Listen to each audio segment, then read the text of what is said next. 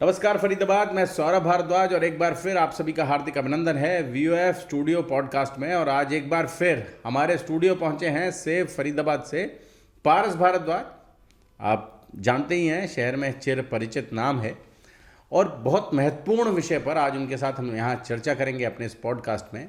बड़ा सवाल, चूँकि चुनाव शुरू हो गए हैं, चुनाव प्रक्रिया शुरू हो गई है और आज नामांकन का आखिरी दिन था। बहुत सारे लोगों ने, सैकड़ों की तादाद में प्रत्याशियों ने पर्चे भरे हैं। बड़ा सवाल यह है कि नगर निगम के इस चुनाव में चिन्ह बड़ा या चेहरा बड़ा, और उसी मसले पर हम लोग बात करेंगे। पारस जी, सबसे पहले तो स्वागत है हमारे स्टूडियो में। धन्यवाद सौरभ जी, बहुत बहुत धन्यवाद। पारस जी, ये जो चुनाव लड़ा जा रहा है, इस चुनाव के भीतर आमतौर पर कहा जा रहा है कि जिसके पास कमल के फूल का निशान है वो व्यक्ति चुनाव जीत जाएगा बिना कुछ प्रयास किए। और आज वार्ड नंबर 32 से जो प्रत्याशी थे भारतीय जनता पार्टी के विनोद भाटी, उनके सामने किसी दूसरे व्यक्ति का, मतलब एकमात्र पर्चा जो है उस वार्ड से वो उन्हीं का भरा गया और किसी का पर्चा ही नहीं है। और मैं समझता हूँ कि अब बस जो उनके निर्वाचन की जो औपचारिकता है वो पूरी होनी है। तो बड़ा सवाल फिर वही है हमारा कि चिन्ह बड़ा है, जो सिंबल है वो बड़ा है या चेहरा बड़ा है, उम्मीदवार की अपनी जो छवि है वो बड़ी है। क्या लगता है आपको? आप लगातार राजनीति को बहुत नज़दीक से देखते हैं, शहर की राजनीति को। जी सौरभ जी, आपने बहुत ही महत्वपूर्ण सवाल पूछा है और ये सवाल का जवाब जो है वो ना केवल जो लोग चुनाव लड़ रहे हैं उनके लिए महत्वपूर्ण है, बल्कि जो लोग वोटर्स हैं, जो मतदाता हैं, उनके लिए भी बड़ा महत्वपूर्ण है जानना, ताकि वो एक सोचा समझा वेल इन्फॉर्म्ड डिसीजन ले सकें जब वो मतदान करने के लिए जाएंगे 2 मार्च को। चिन्ह बड़ा या चेहरा, देखिए, अगर मैं टेक्निकल एस्पेक्ट की बात करूं तो संविधान के अंदर कहीं पर भी चिन्ह का जिक्र नहीं है। 1985 तक तो शब्द ही नहीं था, पार्टी नाम का कोई शब्द ही हमारे भारतीय संविधान में नहीं था। यानी कि हमारे जो संविधान के जो निर्माता थे उन्होंने कभी भी इस विषय में, पार्टी पॉलिटिक्स के विषय में कभी भी ऐसा नहीं सोचा कि भाई हम इस देश को पार्टी पॉलिटिक्स की तरफ लेके जाएं। तो जो हमारा संविधान का, जिसको हम कहते हैं ना, जो basic structure of the constitution है, वो लोकतंत्र की व्यवस्था के बारे में तो चर्चा करता है, लेकिन पार्टी व्यवस्था के बारे में कोई चर्चा नहीं करता। 1985 में राजीव गांधी जी की सरकार थी, तो उस समय दल बदलू विरोधी कानून यानी कि एंटी डिफेक्शन लॉ जब आया था, दल बदल विरोधी कानून जी, जो 52nd अमेंडमेंट एक्ट से आया था, तो उसमें पहली बार पार्टी शब्द का जो है वो प्रयोग किया गया था, और वो भी सिर्फ एंटी डिफेक्शन को परिभाषित करने के लिए। पार्टी की कोई डेफिनेशन नहीं है, लेकिन हाँ उसको उस एक्ट को परिभाषित करने के लिए उसमें जो है पार्टी शब्द का प्रयोग किया था, और वो भी एक्ट के अंदर है, वो संविधान में नहीं है। ठीक है, इसका मतलब ये है कि कभी भी उस एक्ट को हटाया जा सकता है, कभी भी उस एक्ट के अंदर संशोधन किया जा सकता है, तो वो संविधान का कोई बेसिक पार्ट नहीं है। तो इसलिए मतलब क्या है कि हमारे संविधान निर्माता देश की जो आधारशिला, जो हमारी लोकतंत्र की जो आधारशिला रखी हुई है, वो पार्टी के ऊपर नहीं रखी, वो चेहरे के ऊपर ही रखी हुई है कि भाई जनप्रतिनिधि, अच्छा जनप्रतिनिधि जो जनता की आवाज़, बाबा साहब के संविधान में जी जो जनता के हक और हकूकों की आवाज़ जो उठा सके, ऐसे व्यक्ति को जनप्रतिनिधि बनाकर अलग अलग जो पंचायत है, चाहे वो देश की सबसे बड़ी पंचायत है, चाहे वो प्रदेश की पंचायत है, चाहे या वो नगर पंचायतें हैं, या वो ग्राम की पंचायतें हैं, उन सब में ऐसे व्यक्तियों का चयन किया जाना चाहिए। तो ये तो मैंने आपको बताया जो संविधान की बात है। दूसरी बात, अब बात आते हैं कि भाई जनता का, अब एक धारणा ऐसी बनती जा रही है कि भाई जो पार्टी सिंबल है, जो उस पार्टी सिंबल पे आएगा वही मजबूत चेहरा है, और उसी से ही हमें जो जनप्रतिनिधि है वो एक नेशनल पार्टी से ही आना चाहिए। ये एक धारणा है, इसका कोई सच्चाई से कोई सरोकार नहीं है। और जनता को भी मुझे ऐसा लगता है कि भाई ऐसे व्यक्तियों को मौका देना चाहिए जो उनके साथ जुड़े हुए हों, जो उनके समस्याओं को समझते हों, जो उनके रोज़मर्रा के जो काम होते हैं, जो कि एक म्यूनिसिपैलिटीज़ के जो काम होते हैं, उसमें कहीं ना कहीं उनका साथ और सहयोग दे सकते हों। ऐसे व्यक्तियों को करना चाहिए, उनको आगे बढ़ाना चाहिए। ऐसे व्यक्तियों को आगे बढ़ाना चाहिए जिनकी जवाबदेही जनता के प्रति हो, ना कि किसी पॉलिटिकल पार्टी के प्रति। पारस, मैं निखालस लोगों के बीच जाता हूँ और ख़ास तौर से उन बस्तियों में जाता हूँ जिनके बारे में कहा जाता है कि वो पैसे पर बिक जाते हैं, वो शराब पर बिक जाती हैं वो बस्तियाँ। अभी मैं कल बैठा था वहाँ, तो ऐसी चर्चा चल रही थी, तो सबका कहना था कि ये चुनाव बिल्कुल नीरस हो रहा है। कम से कम पहले दारू बढ़ती थी, 20 दिन का चुनाव होता था, 25 दिन का चुनाव होता था, तो दारू बढ़ती थी। मतलब मैं बहुत सीरियस नहीं है, लेकिन थोड़ा लाइट मूड में इसको समझना चाहिए हमें कि 20 दिन का चुनाव हो तो उसमें कम से कम दारू बटेगी, शराब बटेगी, और शराब बटने के बाद साथ साथ जो उम्मीदवार है वो कहीं ना कहीं उनके पास जाएगा, उन्हें पूछेगा अभी तो इस 10 दिन के इलेक्शन में उम्मीदवार के पास इतना समय ही नहीं है कि वो मतदाता के पास सीधा जा सके, और आप समझ लें कि जो उसकी शराब का कोटा है वो भी छोटा हो गया, आधा हो गया। तो आप ये समझें कि इलेक्शन में जो मतदाता है, जो बिकाऊ मतदाता है, आप ये समझें कि ये जो सिस्टम आया है, इस सिस्टम की वजह से बिकाऊ मतदाता की कीमत में भी कमी आई है। चलिए सौरभ जी, इस पे तो मैं टिप्पणी नहीं करना चाहूँगा कि बिकाऊ मतदाता कौन है और टिकाऊ मतदाता कौन है तो जी। बात उसकी नहीं है। लेकिन हाँ, मैं ये जरूर कहना चाहूँगा कि पार्टी सिस्टम जितना जितना गहराता चला जाएगा, जितना जितना वो देश से प्रदेश पे और प्रदेश से जितना ज़्यादा ये म्यूनिसिपल कॉरपोरेशंस और कमेटीज़ के अंदर चला जाएगा, नगर पंचायत और नगर पालिकाओं में और नगर निगमों में आता चला जाएगा, उतना उतना चुनाव जो है वो पक्षपातपूर्ण होता चला जाएगा। पक्षपातपूर्ण कहने का मतलब ये है कि भाई अब जिसकी सरकार मान लीजिए केंद्र में है, उसकी सरकार प्रदेश में है, और प्रदेश में जिसकी सरकार है उसकी सरकार जो है वो नीचे हो गई। तो ऐसे सिस्टम के अंदर धीरे धीरे मुझे ऐसा लगता है कि आने वाले और 2 4 5 योजनाओं के बाद, यानी कि 10-20 साल बाद ऐसा हो जाएगा कि नीचे की जो इलेक्शंस हैं उनको कराने की आवश्यकता ही नहीं है। जिसकी प्रदेश में सरकार बन गई वो अपने आप ही स्वतः ही वो जो है अपनी नगर निगम की जो सरकारें बनेंगी, जो पंचायतें बनेंगी, उसमें स्वतः ही उनकी सरकारें बन जाएंगी।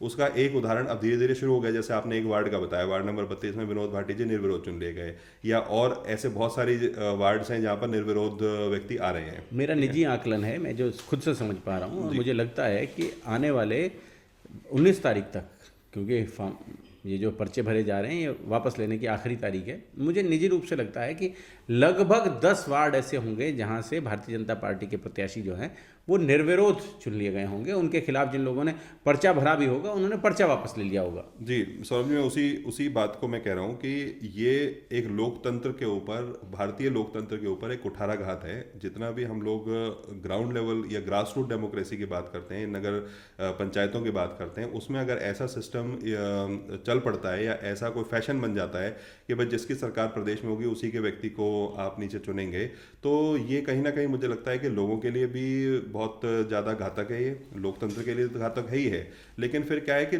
जन सुनवाई कहाँ पर होगी? जनता अपने समस्याओं को लेकर कौन उनके हक और हकूकों की आवाज़ उठाएगा? फिर तो क्या है कि जनता का कोई प्रतिनिधि नहीं होगा, जो भी बनेगा वो पार्टी का ही प्रतिनिधि बन के करेगा, और वो पार्टी लाइंस को फॉलो करेगा। वो पार्टी के जो नियम कानून है या फिर जो पार्टी के बड़े नेताओं ने कह दिया उसको जनता से कोई लेना देना नहीं है, क्योंकि उसको पता है कि उसका जो चुनाव या उसका छोटी पंचायत में बैठना पार्टी के टिकट पर निर्भर करता है, ना कि जनता की आवाज़ पर या जनता की मर्जी पर डिपेंड नहीं करता। तो जो कभी किसी समय पर अब्राहम लिंकन जी ने एक डेमोक्रेसी का आइडिया दिया था कि democracy is of the people, for the people and by the people, यानी कि जनता, जो लोकतंत्र है वो जनता द्वारा, जनता के लिए और जनता का ही होता है, तो उसको बताया गया। तो कहीं ना कहीं मुझे लगता है कि उस परिभाषा को बिल्कुल ही ख़त्म कर दिया जाएगा हिंदुस्तान के अंदर, और वो एक आइडियल डेमोक्रेसी की परिभाषा वो थी। तो ये पार्टी सिस्टम जो जितना जितना ग्रास रूट पकड़ता चला जाएगा उतना ही मुझे लग रहा है कि लोकतंत्र नीचे से बिल्कुल ख़त्म होता चला जाएगा। और जो हमने पंचायती राज इंस्टीट्यूशंस की जो परिकल्पना की थी, जो डिसेंट्रलाइजेशन की जो कल्पना की थी, जो संविधान के अंदर डिसेंट्रलाइजेशन की परिकल्पना की थी, उसको कहीं ना कहीं ये बहुत बड़ी चोट है। और इसमें जो आर्टिकल्स हमारे 243 के जितने भी आर्टिकल्स हैं, उन सभी आर्टिकल्स का फिर कोई औचित्य नहीं रह जाएगा, क्योंकि वहाँ पर बात ही सिर्फ इस बात की जाती है कि भाई कैसे लोगों के हाथ में ताकत दी जाए। ताकत जो है वो विधायकों से लेकर और उसको डिसेंट्रलाइज करके उसको बिल्कुल ग्रास रूट एक कॉमन आदमी तक दी जाए, पहुंचाया जाए। जी। एक और बड़ी बात, चूंकि अब हम बात कर रहे हैं, मुद्दा है चिन्ह और चेहरा, लेकिन कहीं ना कहीं मुद्दे भी महत्वपूर्ण हो जाते हैं। जी। एक मुद्दा है 200 करोड़ के घोटाले का। जी। पिछले योजना रही नगर निगम की, उस 200 करोड़ का घोटाला हुआ वहाँ। जी। कैग ने भी माना है, खैर नेता कुछ भी कहते रहे, लेकिन कैग ने, सरकारी एजेंसी होती है कैग, उसने भी माना है कि 200 करोड़ का घोटाला हुआ है। और उसके बाद 2 चुनाव हो गए, एक लोकसभा चुनाव हो गया और एक विधानसभा चुनाव भी हो गया। लेकिन ये जो नगर निगम चुनाव है, ये विशुद्ध रूप से ये चुनाव जो है ये उसी बॉडी का है जिस बॉडी में घोटाला हुआ है। तो क्या लगता है, इस 200 करोड़ के घोटाले का कोई प्रभाव देखने को मिलेगा इस चुनाव पर? देखिए, 200 करोड़ का जो घोटाला है ये बिल्कुल शहर को प्रभावित करना चाहिए, जितना प्रबुद्ध वर्ग है। और जो लोग, आप इसको बड़े सिंपल सरल भाषा में मैं कहूँ कि जो 200 करोड़ का 200 करोड़ जो पैसा था, जो रुपया था, जो नेताओं की, अधिकारियों की, दलालों की जेबों में चला गया, वो कहीं ना कहीं जनता की जो उनके काम हैं या जो उनकी व्यवस्थाएं हैं, जो उनको सुचारू रूप से बनाने में, या जनता के ऊपर वो पैसा लगना चाहिए था, लेकिन वो कहीं ना कहीं इन लोगों ने अपनी जेबों में डाल लिया। तो जनता इससे बिल्कुल प्रभावित हुई है। लेकिन बात यह है कि भाई अब इस विषय को बहुत ज़्यादा उग्रता से उठाने का काम जो है वो कहीं ना कहीं विपक्ष को करना चाहिए, लेकिन विपक्ष शायद कहीं ना कहीं विफल रहा है इस तरीके की चीज़ों को उठाने में। जनता ने, हमने भी काफ़ी आवाज़ उठाई है, लेकिन वो उसको एक चुनावी मैंडेट के रूप में कन्वर्ट करने में हमारा हो सकता है कि वो प्रयास उस तरीके से नहीं सफल हो पाया हो। लेकिन मुझे लगता है कि अपने जो भी इश्यूज हैं वो जनता उसको मुद्दा जरूर बनाना चाहिए। 200 करोड़ का एक घोटाला है, और इसी वजह से जो पिछले 5, 7, 8 सालों के अंदर जो इस शहर के अंदर आप समझ लीजिए कि भाई मूलभूत ढांचे की जो पतन हुआ है, जो एक तरीके से मूलभूत ढांचे का, बेसिक इंफ्रास्ट्रक्चर जो खत्म हुआ है इस शहर का, जो इस शहर ने तमाम तरह की समस्याएं, चाहे वो सफाई की, सीवेज डिस्पोजल की समस्याएं हो, म्यूनिसिपल वेस्ट डिस्पोजल की समस्याएं हो, या फिर गली नाली सड़क सीवर खरंजों की समस्याएं हो। अरे पारस भैया, इस शहर ने लोगों को टूटे हुए सीवर के ढक्कनों में गिर के मरते हुए देखा है। मुकदमे दर्ज हुए सरकार के अधिकारियों पर। जी देखिए, फरीदाबाद शहर जो है वो जो पूरे हरियाणा का सबसे ज़्यादा पॉपुलेटेड शहर है। ना केवल पॉपुलेशन में ज़्यादा है, बल्कि पॉपुलेशन डेंसिटी यानी कि जो जनसंख्या का जो घनत्व है उसके अंदर भी सबसे ज़्यादा है। और यहाँ इंफ्रास्ट्रक्चर के ऊपर प्रेशर बहुत ज़्यादा है। तो इसलिए यहाँ पर जितने भी म्यूनिसिपल कॉरपोरेशंस या मैं पलवल भी इंक्लूड करके बात कर रहा हूँ क्योंकि अब वो भी काफ़ी ग्रोइंग स्टेज में है, तो नगर पालिकाओं का और नगर निगम का रोल बहुत ज़्यादा बढ़ जाता है एक अच्छी वेल सेटल्ड लाइफ देने के लिए सिटीजन्स को, जो फरीदाबाद के नागरिक हैं, उनको एक अच्छा जीवन सुचारू रूप से उनका चलता रहे। अब आप देखिए, जल भराव की समस्या है। जल भराव की समस्या बरसातों में फरीदाबाद के अंदर से आप निकल नहीं सकते, आप जल बंद हो जाते छोड़ दीजिए बरसात। अभी सुबह कहीं वो जवाहर कॉलोनी से एक वीडियो आ रही थी ESI के सामने, अब वहाँ घुटनों घुटनों पानी भरा हुआ है। आज वो हमारे साथ चारू हंस थी, निर्दलीय के रूप में प्रत्याशी हैं जवाहर कॉलोनी से ही। आज वो बता रही थी कि जी ये समस्याएं हैं और इन समस्याओं का 100 दिन हो गए विधायक को बने, वहाँ कोई समाधान नहीं हो पा रहा है। मैं कह रहा हूँ ना सौरभ जी कि देखो, जब ऐसा हो जाता है ना, जैसे आजकल एक सोशल मीडिया का बड़ा एक कॉमन सी टर्मिनोलॉजी चलती है कि भाई ट्रिपल इंजन की सरकार। देखिए, सरकार नगर निगम में, चाहे उसमें पार्षद चाहे कांग्रेस के जीत के आए, चाहे वो निर्दलीय जीत के आए, चाहे वो भारतीय जनता पार्टी के जीत के आए, इसमें एक बड़ा मैं टेक्निकल पॉइंट आपके चैनल के माध्यम से मैं उठाना चाहता हूँ कि नगर निगम के इलेक्शंस में एंटी डिफेक्शन लॉ लागू नहीं होता। तो जब एंटी डिफेक्शन लॉ लागू नहीं होता तो सिंबल्स की कोई महत्वता नहीं रह जाती। सिंबल्स की महत्वता नहीं रह जाती का मतलब यह है कि मैं किसी भी सिंबल से चुनाव लड़के जाऊं और मैं रूलिंग पार्टी के अंदर शामिल हो सकता हूं, मुझे अपने पार्षद पद से इस्तीफा देने की कोई आवश्यकता नहीं है। जैसा कि एंटी डिफेक्शन लॉ या दल बदलू विरोधी कानून जो है, उसके अंदर जो सांसदों पर लागू होता है और जो विधायकों पर लागू होता है, वो पार्षदों पर लागू नहीं होता। उनकी सदस्यता नहीं जा सकती। उनकी सदस्यता नहीं जा सकती। आप किसी भी सिंबल से आप चुनाव लड़ लीजिए, आप निर्दलीय चुनाव लड़ लीजिए, आप बीजेपी के कमल के फूल पर लड़ लीजिए, हाथ के पंजे पर लड़ लीजिए, आप लड़ने के बाद जीत जाइए और जीतने के बाद आप सरकार का समर्थन कर दीजिए, सरकार में शामिल हो जाइए, आपको कोई नहीं रोकने वाला। यही काम अगर आप बीइंग अ विधायक करते हो तो आपको, अगर आप निर्दलीय विधायक जीत गए तो आप सरकार को समर्थन दे सकते हो, आप सरकार के अंदर शामिल नहीं हो सकते अनलेस एंड अनटिल कि भाई उसमें जैसे अगर आप उसमें शामिल हो जाते हो तो आपको फिर विधायक पद से इस्तीफा देना पड़ता है अगर आप किसी और सिंबल से चुनाव लड़के आए हो। मान लीजिए कि आप कांग्रेस से चुनाव लड़के आ गए और आप बीजेपी में शामिल होना चाहते हो, तो आप पहले इस्तीफा देंगे, फिर वहाँ पे दोबारा इलेक्शंस होगा, फिर आप उस पार्टी से लड़ेंगे और फिर शामिल हो सकते हैं।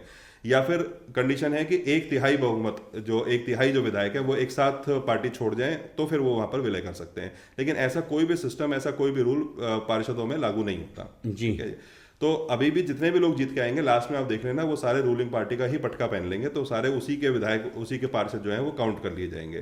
तो जब इनके ऊपर कोई ऐसा दल छोड़ने का कोई कानून लागू नहीं होता, फिर दल के ऊपर चुनाव लड़ने का क्या मतलब बन जाता है। तो देखिए, आप इसको समझिए इस तरीके से कि पॉलिटिकल पार्टीज क्या करती हैं, एक सिंडिकेट तैयार करती हैं। अब मैं एक इंडिविजुअल व्यक्ति हूं जो मैं जनता की मान लीजिए सेवा करता हूं, मैं जनता से काम करता हूं, उनके सुख दुख में रहता हूं। कोई भी व्यक्ति ऐसा कोई कार्य करता है, लेकिन उसके पास ऐसा सिस्टम तो नहीं है जो पॉलिटिकल पार्टीज के पास सिस्टम है। इनके पास झंडे डंडे बैनर पोस्टर, ये पूरा माहौल बना देना, पूरा जो जिसको कहते हैं ना कि भाई नैनो को एकदम चकाचौंध कर देने वाला जो ये माहौल जी। बना देते हैं, वो एक इंडिविजुअल व्यक्ति के बस का तो होता नहीं है। फिर बूथ के कार्यकर्ता हैं, इनके पास पूरा सिस्टम है चुनाव को लड़ने का, तो एक इंडिविजुअल व्यक्ति जो है वो उसका मुकाबला नहीं कर सकता कभी भी। तो उसके लिए उसको भी वैसे सिस्टम चाहिए। तो ये चुनाव जो है, इसलिए पॉलिटिकल पार्टीज इसके अंदर ज़्यादा हावी हो जाती हैं। हालांकि उनके कैंडिडेट्स जो निर्दलीय भी कोई जीत के आएगा या किसी पार्टी जीत के आएगा, उसका उस पार्टी में वो कभी भी ज्वाइन कर सकता है और पार्षद पद पे रहते हुए ही ज्वाइन कर सकता है। फिर एक सवाल और, आप जब हम पहले चर्चा कर रहे थे तब आप पूछ रहे थे कि भाई फंड्स का क्या वो रहता है इसके अंदर, कि भाई अगर मान लीजिए कि कोई जीत के आया तो उसने दूसरी पार्टी वाले को पैसा ही नहीं दिया, या फर्ज कीजिए कि मान लीजिए कि आज ruling party Bharatiya Janata party है और ऐसा होता है कि मेयर कांग्रेस का बन जाता है और पार्षद कांग्रेस के बन जाते हैं या पार्षद निर्दलीय बन जाते हैं, तो उस समय उसमें क्या जनता का नुकसान हो जाएगा? जनरली मैं भी जब ग्राउंड पे जाता हूँ तो लोग यही कहते हैं कि जी इसलिए बनाना जरूरी है जी, हम चाहते तो नहीं है फलाने एक्स पर्सन को बनाना, लेकिन अगर कोई दूसरा बनेगा तो फिर जो है उसको पैसा नहीं दिया जाएगा। तो सौरभ जी, मैं आपके चैनल से एक और बहुत महत्वपूर्ण बात बताना चाहता हूँ कि संविधान का आर्टिकल है 243I, 243I। 243I जो है वो राज्य वित्तीय आयोग की परिकल्पना की बात करता है, उसकी स्थापना की बात करता है, स्टेट फाइनेंस कमीशन की बात करता है। स्टेट फाइनेंस कमीशन जो है वो उसकी जिम्मेदारी है कि वो नगर पंचायतों को, म्यूनिसिपैलिटीज़ को, ग्राम पंचायतों को पैसे की व्यवस्था करा के दे, ये उसकी जिम्मेदारी है। ठीक है, और उस पैसे को वो बांटे नगर पंचायतों को। उसको इस बात से कोई फर्क नहीं पड़ रहा कि भाई वो कौन सी पार्टी से है, उसका कोई जिक्र ही नहीं है, कोई ऐसा लॉ ही नहीं है, तो वो बाध्य है उसको बांटने के लिए। तो यानी कि अगर मैं पार्षद हूँ और मैं निर्दलीय बन के आया हूँ या मैं ऑपोजिशन के सिंबल से बन के आया हूँ, तो भी अपने क्षेत्र के विकास के लिए पैसा लेना मेरा अधिकार है। ठीक है, मेरा अधिकार है, और स्टेट फाइनेंस कमीशन जो है वो उसको देने के लिए बाध्य है। अगर स्टेट फाइनेंस कमीशन ऐसा नहीं करता है, अगर मान लीजिए वो इस कर को करने में फेल हो जाता है, तो आप सौरभ जी मानिए कि राज्य सरकार की विफलता मानी जाएगी। सुप्रीम कोर्ट में आप राज्य सरकार को लेके जा सकते हैं और सुप्रीम कोर्ट यहां तक भी आपको उसमें फैसला दे सकता है कि इस सरकार को बर्खास्त किया जाए क्योंकि संविधान की अवमानना कर रही है सरकार। तो ये किसी के रहमो करम के ऊपर पैसा नहीं मिल रहा है किसी भी पार्षद को, ये उनका अधिकार है, संवैधानिक अधिकार है पैसा मिलना। राज्य का जो फाइनेंस कमीशन है, वित्तीय आयोग जो है, वो बाध्य है उस अंडर आर्टिकल 243I जो नगर निगम है उसको पैसा देने के लिए जी। पारस जी, लंबी चर्चा आपके साथ और तय हुआ कि चिन्ह जो है वो कोई विशेष महत्व नहीं रखता, खासतौर से इन छोटे चुनावों में जी। और वैसे भी चुनाव का आकार जो है वो बहुत छोटा है। आप समझ लें 30-35 हज़ार वोटों का वार्ड है, जिसमें से लगभग 20-1 हज़ार वोट पोल होंगे और 20,000 वोटों में से जो व्यक्ति 10,000 11,000 वोट ले जाएगा वो वहाँ से पार्षद हो जाएगा। ये मोटा मोटा गणित है। और जिन वार्डों में बहुकोणीय मुकाबला है, उन वार्ड्स में तो आप समझ लें कि ये जो वोट है, वोट और भी कम वोट चाहिए होंगे। और आप ऐसा समझें कि 8,000 10,000 तो व्यक्ति के निजी प्रभाव के वोट होते हैं। जो व्यक्ति अपने इलाके में सक्रिय होता है, उस व्यक्ति के पास इतने वोट निश्चित रूप से आप कह सकते हैं कि उसे पता होता है और वोटों को पता होता है ये हमारा नेता है। तो मैं समझता हूँ कि ये जो चिन्ह और चेहरे की जो लड़ाई है, मैं ये समझता हूँ कि चिन्ह और चेहरे की जो लड़ाई है, ये लड़ाई अपने आप में कोई विशेष महत्व नहीं रखती।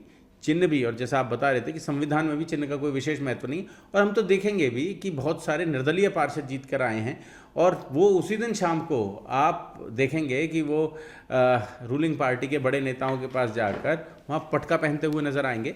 और आप समझें कि इसका कोई विशेष महत्व नहीं रह जाता, वो भी रूलिंग पार्टी के पार्षद की तरह ही ट्रीट किए जाएंगे। जी, मैं बस इसमें आपके चैनल के माध्यम से जनता से यही अपील करना चाहूँगा कि भाई आप अपना प्रतिनिधि देखभाल के चुने।